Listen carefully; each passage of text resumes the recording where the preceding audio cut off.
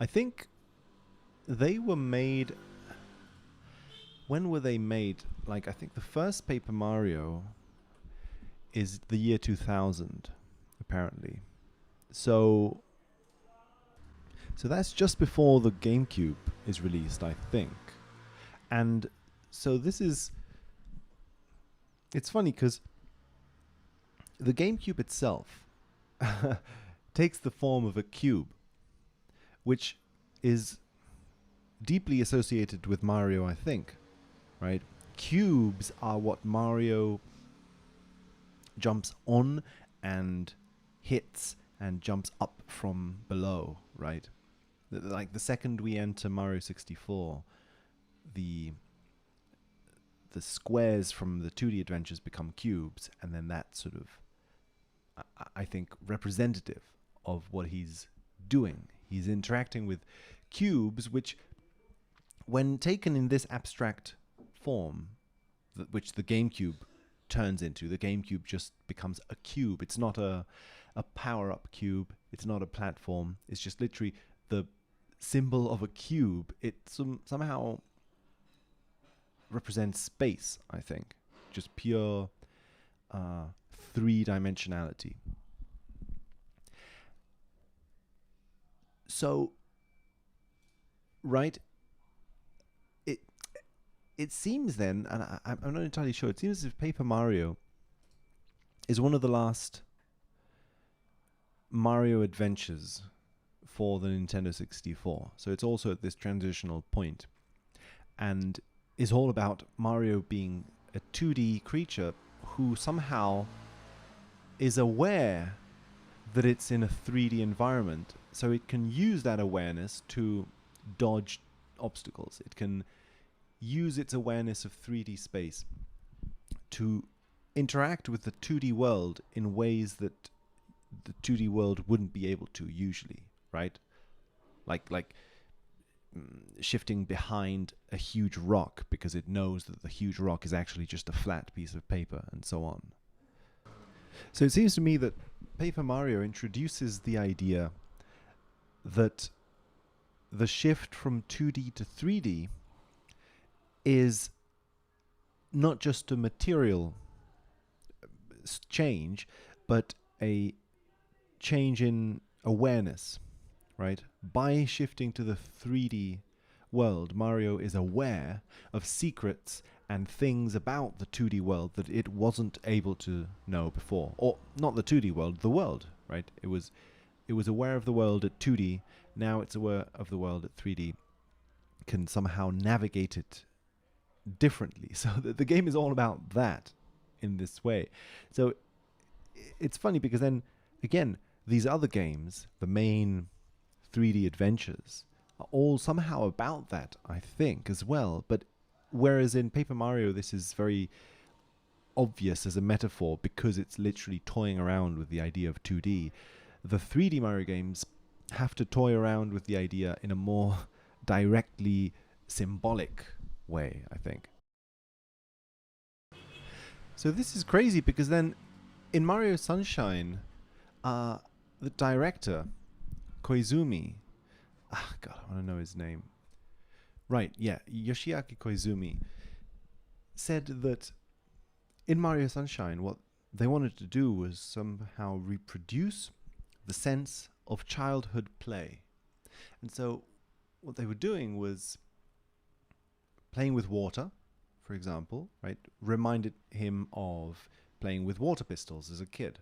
Right? That was the first idea, was Mario would play with a water pistol and would give this sense of the joy of and mystery of playing with water as a kid, where just Koizumi speaks of just the feeling of water on one's skin, right? That sense that water itself, the simple element of water, was already an incredibly fun thing as a kid, and to somehow reproduce that in a video game, the sense of the joy of playing with water. And then the paint, apparently, was originally going to be mud, which is really funny because then the whole idea was Mario would be playing around in the mud, and again, it was in order to create the sense of child play, of playing with mud as a kid. Leaving footprints in the mud, playing around with it. So that's already very material, right? Very material. You're literally playing with earth. You're playing with the ground itself, but it's in this molten form.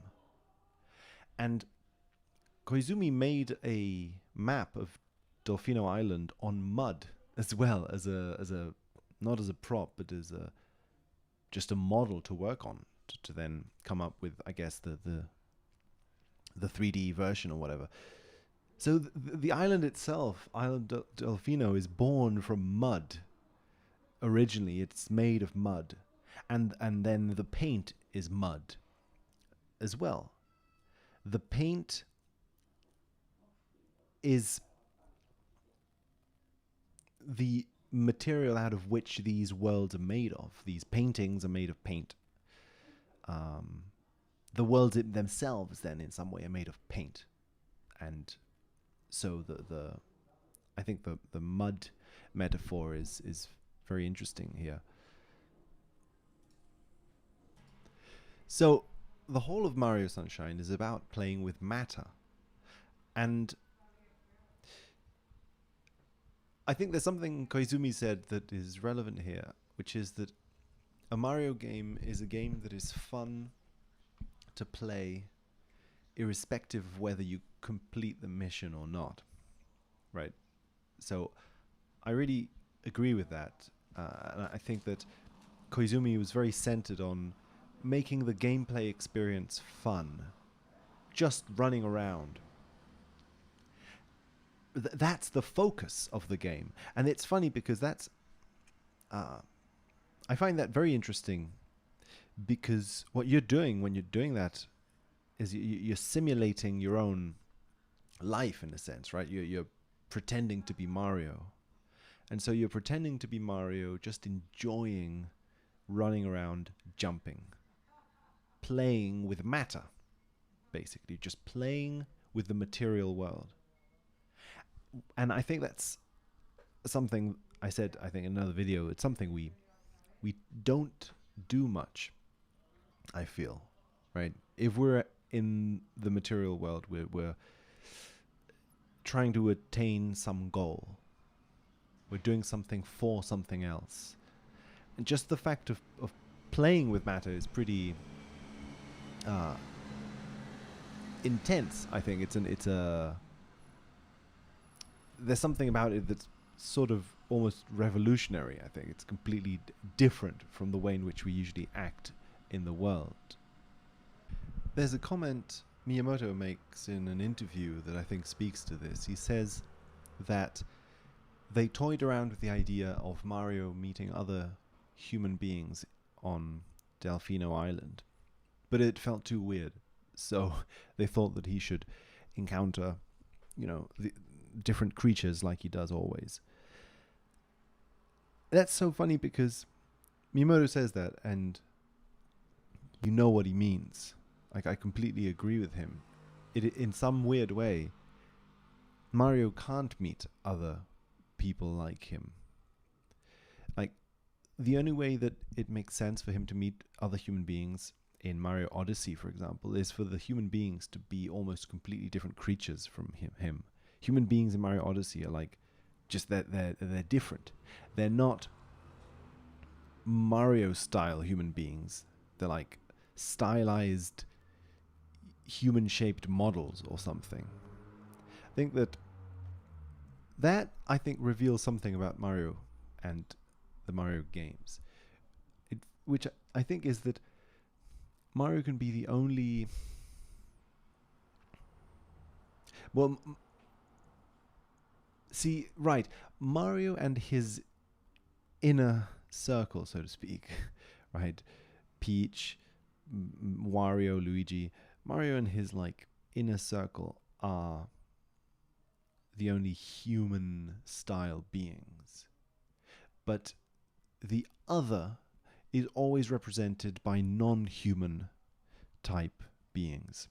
little tree creatures, little fish creatures, little rock creatures, things like that.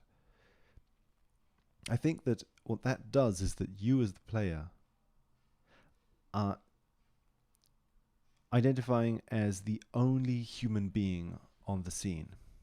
And the fact that Mario's inner circle are also humans just kind of divides Mario into a multiple group, because you can play as all of these characters in all these other games, right? We're all used to playing as Wario in Mario Kart, as Peach. We're all used to identifying our subjectivity with all of those human characters. None of them are like other. So basically, the subjective I gets a human avatar, which tends to be Mario in these games. And then the other that is encountered by the I is non-human. It's a completely different world with completely different beings. It's almost as if Mario simply stands in for the player in a way that virtual reality would, or a first-person game would. But they're trying to do this with a third-person game. It's like trying to make a first-person game with an avatar, right? So you're putting a human being in a world that is non-human. And I think that that kind of speaks to what Mario is doing in the games themselves anyway. He's jumping into paintings, into different worlds. So he has to be the only human being who is doing that, because that's what the player is doing. The player somehow has to feel that they're jumping into a world that is not the human world. I think that's part of what the game is doing.